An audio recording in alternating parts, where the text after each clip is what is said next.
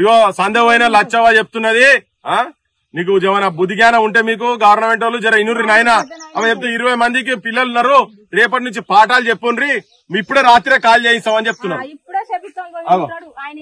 ఇగో ఇది దొడ్డి ఆయనదే, ఈ దొడ్డి ఇగో ఉంది కదా, దీని కింద లేవతాడ సర్పంచ్ అని అందరు నిలబడి అందరం కలిసి గుడిసే ఇస్తాం, ఆయన తనకు గుడిసే ఇస్తాము వాళ్ళు ఉంటారు. రేపటి నుంచి నువ్వు ఇక్కడ 4-5 టీచర్లను పెట్టు, ప్రిన్సిపాల్ ను పెట్టు, దానికి టాయిలెట్ కూడా కట్టిపియి. ఇప్పుడు వీళ్ళు కట్టిన వాటికైతే ఎట్లా ఇయ్యలేదు, కట్టిపియి.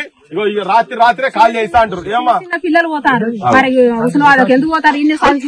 దొడ్డు ఉంటాడు 6 నెలల పాటు అయితే కట్ట వచ్చినప్పుడు చెట్టు కింద.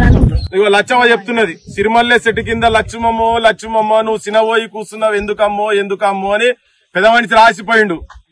మోకాళ్ళ మట్టుకు బురదలో దిగబడి ఎద్దోలే వెనుకకు ఒక్కొక్క అడిగేసి నాట్లేసి లచ్చుమమ్మో నీ నరమంతా ఇదిగిందా లచ్చుమమ్మ అని. అగో లచ్చవ్వ సాక్షిగా చెప్తున్నది. ఇప్పుడు నువ్వు బడి జరిపినాయనా రేపే మా ఊళ్ళంతా ఉష్ణబద్ధంగా పోతున్నారు, బాగా ఖర్చు అవుతున్నాయి, మా జేబులు మొత్తం కార్పొరేటర్లు మొత్తం ఖలాస్ చేసి పడేస్తున్నారు. నువ్వు బడి తెరిస్తే అందులో కూడా రేవంత్ రెడ్డి ఉన్నది, ఎలా వాటాలు ఉన్నాయి, లేకపోతే వీళ్ళెందుకు బంద్ చేస్తారు ఈ బళ్ళు.